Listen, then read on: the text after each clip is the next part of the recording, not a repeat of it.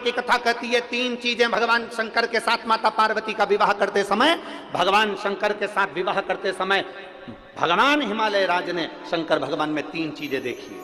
तीन चीजें महाराज,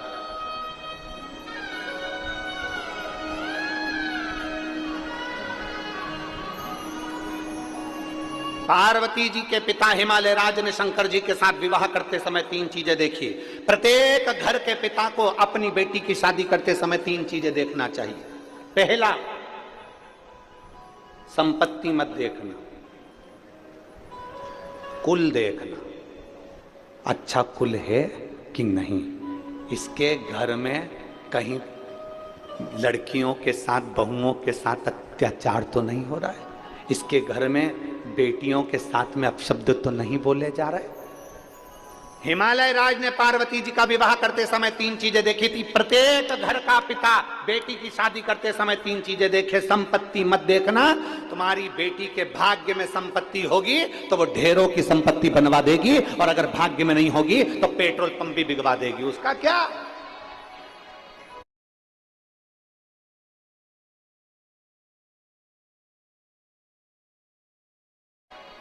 अगर संपत्ति देखोगे, चार चार पांच पांच गाड़ी देखकर लड़की की शादी कर दी, पेट्रोल पंप देखकर लड़की की शादी कर दी, दुकान देखकर लड़की की शादी कर दी, और मालूम पड़े वो धीरे धीरे धीरे धीरे लड़का ना जाने कौन से दोस्तों की संग बैठ गया, और मालूम पड़े एक बार शेयर मार्केट में बैठा, डब्बा गोल करके आ गया, पूरा पेट्रोल पंप, गाड़ी ने बंगला सब 2 मिनट में चले गया। इसलिए शास्त्र कहता है संपत्ति मत देखो, बेटी की शादी करने से पहले कुल देखिए। दूसरे नंबर पर बेटी की शादी करने वाले पिता को दूसरी चीज देखना चाहिए जो हिमालय राज ने देखा। चेहरा मत देखना, लड़के का चरित्र देखना कि वो बेटी के लायक है कि मालूम पड़े हैंडसम स्मार्ट। अब स्मार्ट तो फोन भी होता है, क्या करें, तो क्या फोन से शादी कर लोगे? स्मार्ट नहीं, स्मार्ट तो फोन भी होता है। हिमालय राज जी ने अपनी बेटी पार्वती का विवाह करने से पहले तीन चीजें देखी। पहला, उन्होंने संपत्ति नहीं देखी, कुल देखा। दूसरे नंबर पर उन्होंने चेहरा नहीं, अब आपको बोलना है, क्या देखा? चरित्र देखा। लड़का कहीं गलत पीने खाने में तो नहीं, व्यसन में तो नहीं, बेकार जगह तो नहीं जाता, कहीं और इसका संबंध तो नहीं। मालूम पड़े हमारी बेटी जिंदगी भर रोहे कि मालूम चेहरा तो अच्छा था, स्मार्टफोन जैसा था, नजर भी अच्छा आ रहा था, कभी कभी एप्पल जैसा भी था। पर बेटी को दुख हो तो क्या मतलब का वो एप्पल का फोन किस काम का जब तुम्हें चलाना ही नहीं आए? तो बोलो तो सही ईमानदारी से, क्या काम का? गांव का कोई व्यक्ति बेचारा फसल का काम करे ना, जो जमीन में खेती बाड़ी करे, उस व्यक्ति को कोई बहुत बड़ा एप्पल का फोन दे दे, नहीं तो वो तो जाके कह दे छोरा से मेरे को नहीं चाहिए, मेरे से चले ही नहीं, मारे तो कीपैड ला के दे दे, छोटा सा नंबर दबाऊं और बात हो जाए और बाद में बात खत्म। मेरे से तो बस इतना सा चले। अभी भी यहाँ पर कई माताएं ऐसी बैठी है, कई माताएं बैठी है जिसको बड़ा बड़ा फोन चलाना नहीं आता, छोटा सा फोन से काम चला ले।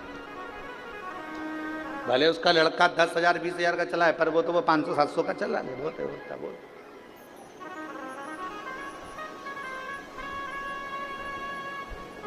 उसको जरूरत ही नहीं।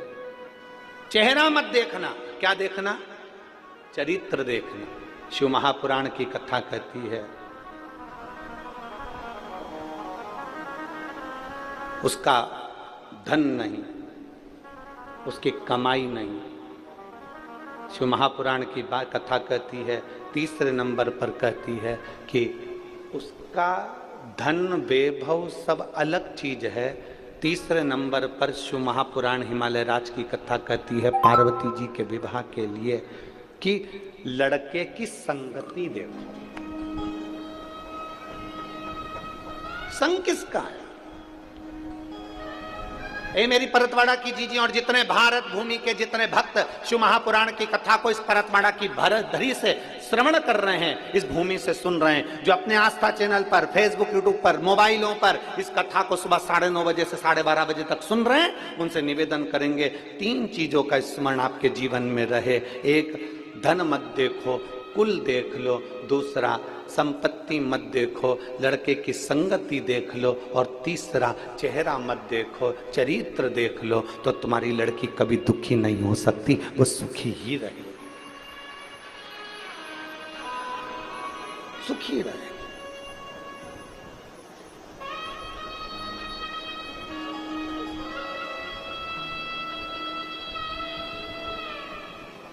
इसलिए शिव के सिवा कहीं दिल ना लगा, शिव के सिवा कहीं दिल ना लगाना, वरना पड़ेगा तुझे आंसू बहाना, वरना पड़ेगा तुझे आंसू बहाना, शिव के सिवा कहीं दिल ना लगा। अपने चित्त को, अपनी वृत्ति को, अपने मन को कहीं दूसरी जगह लेकर नहीं, अपने मन को भटकाना नहीं है, अपने मन को भ्रांतियों में नहीं लेके जाना, अपने मन को भ्रम में लेकर नहीं जाना। कोई गलत बोल रहा है, उसके अंदर गलत भरा होगा इसलिए गलत बोला उसने। कोई आपको अपशब्द कह रहा है, उसके अंदर ईर्ष्या भरी होगी इसलिए कोई अपशब्द कह रहा है आपसे। एक उंगली किसी पर उठाई है, कितनी उंगली? ये ऐसा है, जब एक उंगली हम किसी पर उठाते हैं तो ये 3 उंगलियां हमारी ओर जाती है कि तू अपने अंदर झांक कर देख कि तू क्या है। एक उंगली किसी पर उठाई है तो ये 3 उंगलियां बता रही है कि अपने खुद के अंदर झांको कि तुम क्या हो।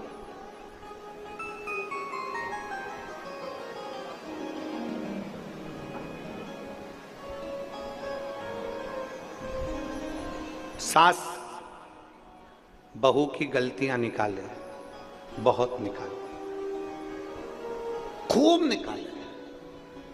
ईमानदारी से बोलना, सास अगर बहू की गलती निकालती रहे और अपनी पड़ोसन उनको, अड़ोसन उनको, रिश्तेदारों को, ननंद को, जेठानी को, जेठानी को, सबको गलतियां बताती रहे, एक दिन ऐसा आएगा कि पूरे मोहल्ले के लोग कहेंगे बहू ऐसी नहीं है, सास गलतियां निकालती है तो सास ही गलत है।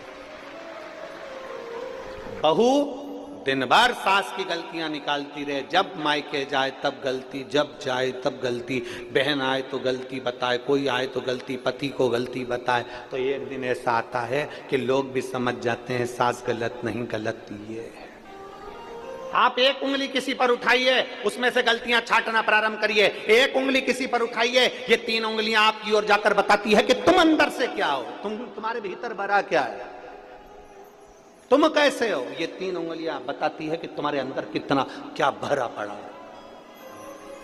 शिव पुराण कहती है ना सास बुरी होती है ना बहू बुरी होती है, कुछ समय का चक्र होता है जो बुरा होता है, उसको टल जाने दो, दोनों में एक दिन प्रेम जरूर बढ़ेगा।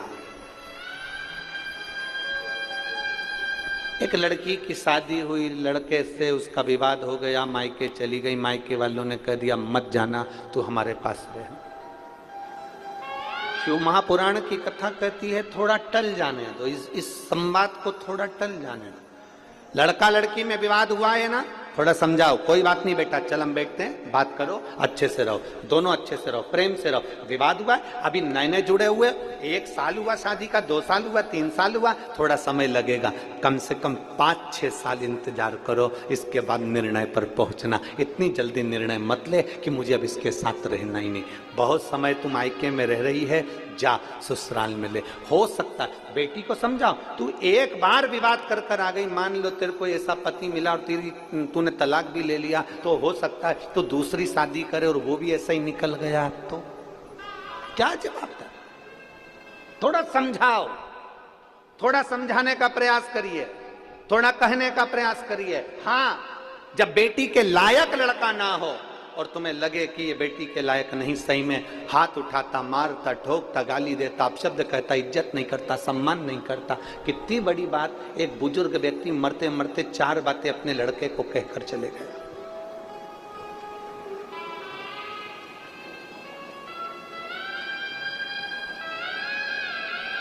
एक बुजुर्ग व्यक्ति मरते मरते 4 बातें अपने लड़के को कहकर गया, और 4 बात परतवाड़ा के एक एक व्यक्ति के दिल में बैठना चाहिए।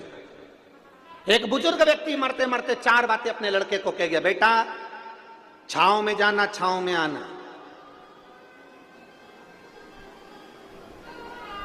बेटा घर में चमड़े की एक दीवार रखना। पहली बात क्या बोली? बेटा जम के बोलो परतवाड़ा वाला, छांव में आना, छांव में जाना, घर में एक चमड़े की दीवार रखना। तीसरी बात कही, मीठा ही मीठा खाना, मीठा ही मीठा। और चौथी बात कही, अपनी पत्नी को डांटना है तो बांध के डांटना। अपनी पत्नी को डांटना है तो बांध कर डांटना। ये 4 बातें बुजुर्ग कहकर चले गया। लड़के ने अमल करना प्रारंभ कर दिया। छांव छांव जाओ, छांव छांव आओ। तो लड़के ने क्या करा, अपनी दुकान तक, अपने घर से लेकर दुकान तक टेंट लगवा दिया। छांव में जाता, छांव में आता। लड़के ने सुना पिताजी ने कहा कि चमड़े की दीवार घर में रखना, तो जब गांव में कोई भैंस मरी, उसका चमड़ा लाकर उसने निकलवा के अपनी दीवार पे टांग दिया। चमड़े की दीवार, बदबू मारने लगा घर। तीसरी बात, मीठा ही मीठा खाना, इतना मीठा खाया कि शुगर हो गई। और चौथी बात, अपनी पत्नी को पहले बांधता फिर डांटता। एक दिन पत्नी छूटकर अपने मायके चली गई और अपने पिता से कहा, पिताजी से कहा, पापा मुझे नहीं जाना, बहुत गंदा माहौल है। पहले तो अच्छे थे, पर जब से पिताजी मरे 4 चीजें इनको बताकर चले गए, मीठा ही मीठा खाओ, चमड़े की दीवार रखो, और पत्नी को जब भी डांटना तो बांध कर डांटना, और छांव छांव जाना, छांव छांव आना। जमाई आया अपनी पत्नी को लेने के लिए। ससुर ने कहा, बेटा क्या बात है, तुम पहले तो ऐसे नहीं थे, तुम पहले ऐसे नहीं थे बेटा, क्या हुआ? तो कहा, मैंने अपने पिताजी का कहना माना है। मेरे पिताजी मरने से पहले ये सब चीजें बोल कर गए थे, बस बता ही रहे थे 4 चीजें, और पिताजी मर गए, उन्हें समझाया नहीं मुझको। मैंने जो सुना वैसा मैंने करा। पिताजी कह गए थे छांव में जाना, छांव में आना, तो मैंने अपनी दुकान तक, घर से लेकर दुकान तक टेंट लगवा दिया। लड़की के पिताजी ने कहा, तुमने अपने पिता के शब्दों को सही से धारण नहीं करा। तुम्हारे पिताजी ने कहा था छांव में जाना, छांव में आना, मतलब जब भी अपने व्यापार के लिए जाना, दुकान पर जाना, तो सुबह जाना और शाम को आना। छांव में जाना, छांव में आना मतलब सुबह जल्दी जाओ, सूरज उगते से अपने व्यापार को चालू करो, रात्रि को जब सब आनंद के साथ में छांव हो जाए, सारा व्यापार बंद कर फिर आओ। इसको कहते हैं छांव में जाना, छांव में आना। तूने टेंट लगवा दिया, इसको छांव में जाना, छांव में आना नहीं कहते। फिर कहा, मेरे पिताजी ने कहा था मीठा ही मीठा खाना, अर्थात तेरे पिताजी ने कहा था हमेशा ईमानदारी की खाना, कभी गलत मत खाना, नमक मत खाना, मीठा खाना, अपनी इज्जत से खाना। और जब ईमानदारी का कोई खाता है तो वो मीठा ही कहलाता है, भले लड्डू ना खाए पर वो ईमानदारी की मिठाई ही होती है। मेरे पिताजी ने कहा था चमड़े की दीवार घर में जरूर रखना।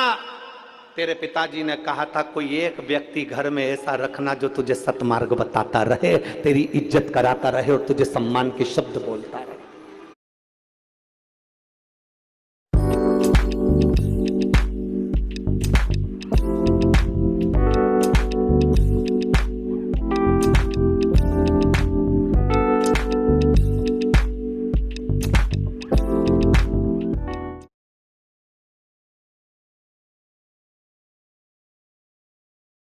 चमड़े की दीवार मतलब वो व्यक्ति जो तुमको उन्नति की सीढ़ी पर लेकर जाए। चमड़े की दीवार से मतलब है वो व्यक्ति जो चमड़े का शरीर है जिसका, और तुम्हें ज्ञान उपदेश दे, तुम्हें समझाए, तुम्हें अग्रण्य लेकर जाए, वो चमड़े की दीवार के बराबर होता है। घर में एक चमड़े की दीवार रखना मतलब एक मित्र, एक परिवार का सदस्य ऐसा रखना जो तुम्हें सतमार्ग बताए, वो चमड़े की दीवार है।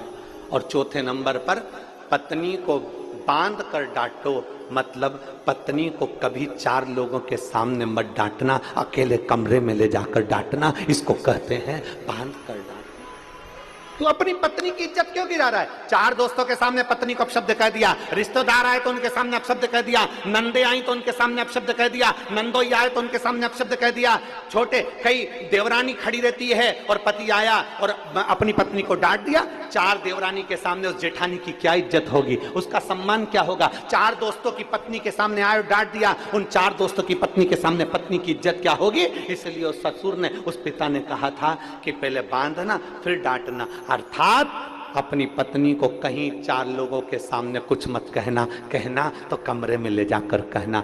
बस इतनी सी बात थी। उस व्यक्ति ने चरण पकड़ लिए, ससुर जी मैंने अपने पिता के शब्द को गलत सोच लिया था, मैंने अपने पिता के शब्द को गलत सोच लिया था। हम निवेदन करना चाहेंगे, दुनिया के कई लोग कथाओं को थोड़ा थोड़ा सा काट लेते हैं और उसको गलत तरह से पेश कर देते हैं। कभी बन सके गलत तरह से पेश करने से पहले उस कथा को पूरी सुनना, किसी और वाले महाराज ने बोला क्या था, उस कथा को पूरी निकालिए, सुनिए, इसके बाद आप कहिए कि कथा गलत है कि सही है। कहने वाला कुछ भी कह दे, अपशब्द बोलने वाला अपशब्द कह दे। एक बहू ने कुछ कहा, सास ने गलत मतलब निकाल लिया।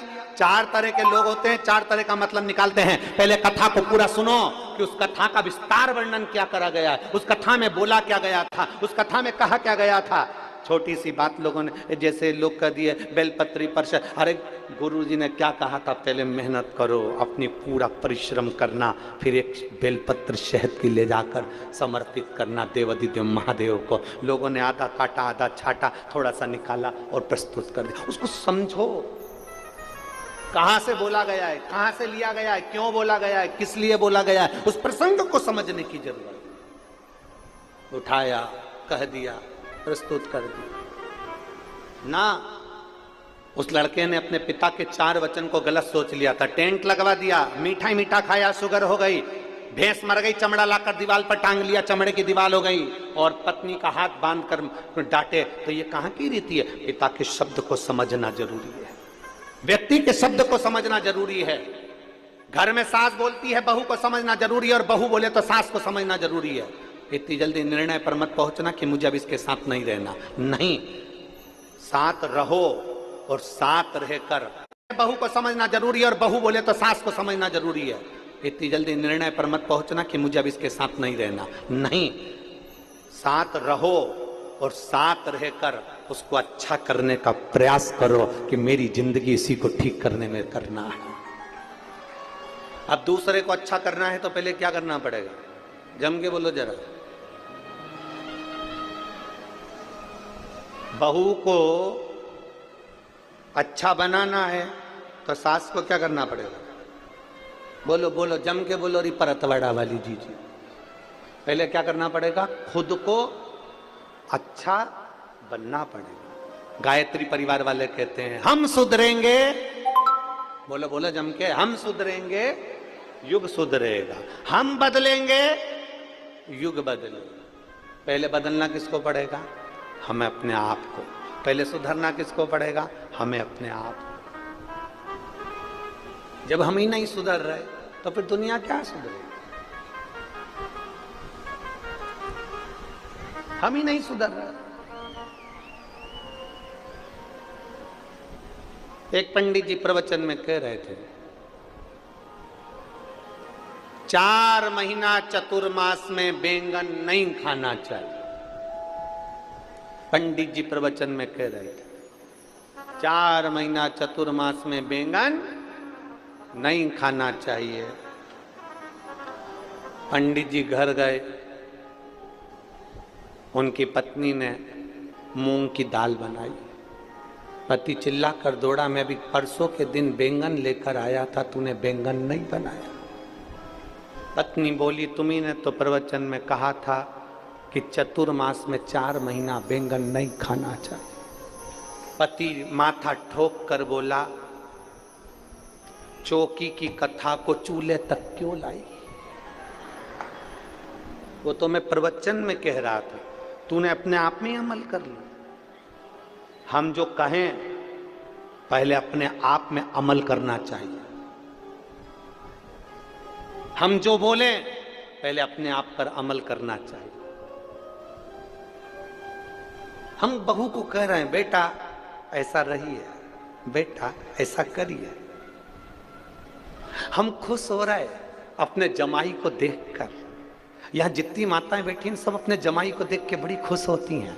मेरा जमाई इतना बढ़िया, मेरी लड़की को रोज घुमाने ले जाता है।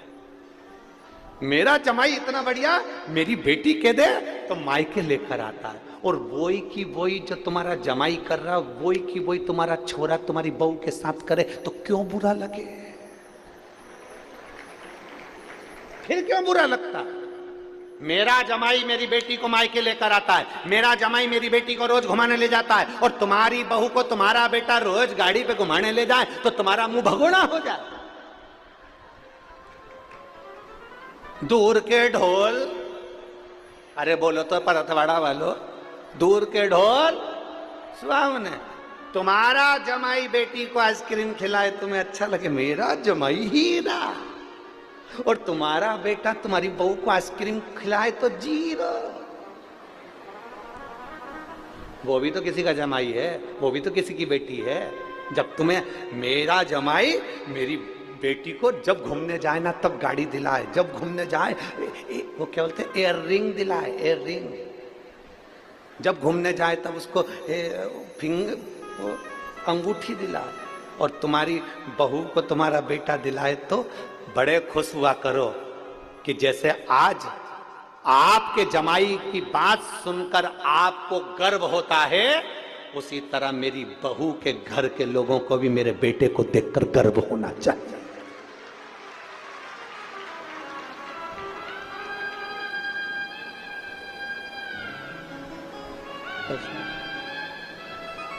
दूर के ढोल शिव के सिवा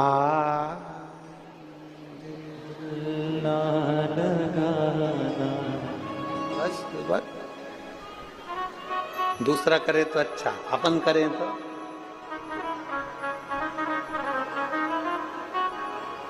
अपन करें तो बेकार। स्वयं को सुधारिए।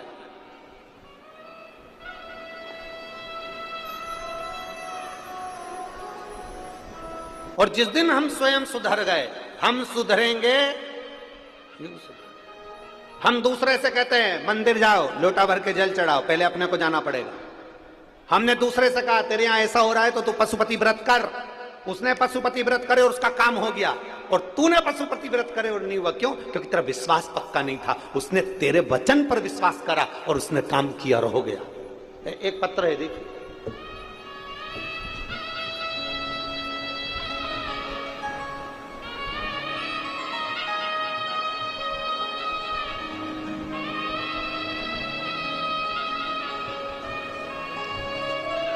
मेरा नाम प्रियंका नंद किशोर मुच्छेकर है। मैं आकोट जिला अकोला की रहने वाली हूँ। कहीं बैठी हो तो हाथ हिला सकती हैं। अगर कहीं बैठी हो तो हाथ हिला सकती हैं। मेरा नाम प्रियंका नंद किशोर मुच्छेकर है। मैं आकोट जिला अकोला की रहने वासी हूँ। कहीं बैठी हो तो अपना हाथ हिला सकती हैं। आकोट जिला अकोला की रहने वाली हूँ। मेरा मोबाइल नंबर ये है। मैं 11 साल से नौकरी के लिए स्पर्धा परीक्षा दे रही थी, पर मेरा कहीं पर नहीं हुआ। फिर मैंने 11 साल एग्ज़ाम देना का प्रयास किया। एग्ज़ाम देने के बाद मेरा जब सिलेक्शन नहीं हुआ तो मैंने परीक्षा देना बंद कर दिया। मैंने परीक्षा देना बंद करी क्योंकि मैं परीक्षा में फेल हो जाती। 2022 में मेरी माँ ने मुझे शिव महापुराण की कथा टीवी पर सुनाई। कथा के बारे में बताया। मैंने बोला माँ, ऐसा महाराजों तो ढेर सारी बातें बोलता रहता है, क्या होगा? मेरी माँ ने कहा वो सियोर वाला महाराज कहता है कि हिम्मत मत हारना, एक बार फिर परीक्षा दे और फॉर्म भर। 11 साल परीक्षा देने के बाद में मैंने फॉर्म भरना बंद कर दिया, पढ़ना बंद कर दिया। तब आपकी कथा सुनकर मुझे बल आया। आप कहते हो हिम्मत मत हारना, महादेव तुम्हारा साथ देगा। एक बार नहीं 4 बार अगर परीक्षा देना है तो 5 बार दो और बाबा के ऊपर भरोसा रखो। मैंने अपनी माँ के कहने पर टीवी पर कथा सुनना प्रारंभ करी और फिर मैंने पशुपतिनाथ का व्रत किया। एक बार मेरा पशुपति व्रत पूरा हो गया। उसका कोई फल नहीं मिला। मेरी माँ कहती है कोई बात नहीं, दूसरी बार फिर कर।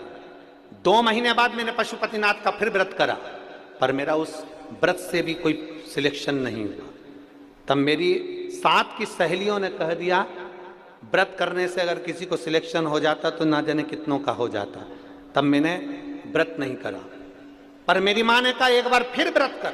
तब मैंने तीसरी बार व्रत करा और बाबा की कृपा का क्या गुणगान करूं, आज मैं सरकारी स्कूल में शिक्षक के पद पर मेरी एडमिशन हुआ। मैं बाबा को धन्यवाद देती हूँ। कहीं बैठी हो, मेरा नाम प्रियंका नंद किशोर मुझे कर है, मैं आकोट जिला अकोला के निवासी हूँ और मेरा मोबाइल नंबर ये है। आई हैं क्या पीछे हैं? एक बार हाथ हिलाओ, दिख जाएगी। कैमरे में कैच कर लो तो टीवी पर दिख जाएंगी, हमको तो नजर नहीं आ रही यहाँ से। हाँ ठीक है, दिख गए हो। एक बार वापिस हाथ हिला दो। हाँ ठीक है, दिख गए हो। श्री शिवाय नमस्तुभ्यम। बधाई आपको बहुत बहुत। प्रयास करो, थोड़ा थोड़ा संघर्ष करना पड़ सकता है, थोड़ी मेहनत करना पड़ सकती है, पर आगे बढ़ने का प्रयास करें। दुनिया के लोग कितनी भी टांग खींचे, दुनिया के लोग कितना भी अपशब्द कहे, दुनिया के लोग कितना भी ताना दें, आपकी जब गरीब परिस्थिति रहती है, आपके जब दुख का समय रहता है, दुनिया का कोई व्यक्ति तुम्हारा साथ देने नहीं आता। तब तुम्हारे भीतर का विल पावर, तुम्हारे भीतर की हिम्मत तुम्हें अंदर से आकर बोलती है कि चिंता मत करना, तेरा काल अधिपति महाकाल तेरे साथ खड़ा है, बढ़ आगे बढ़। इसलिए शिव के सिवा कहीं दिल ना लगाना, शिव के सिवा कहीं दिल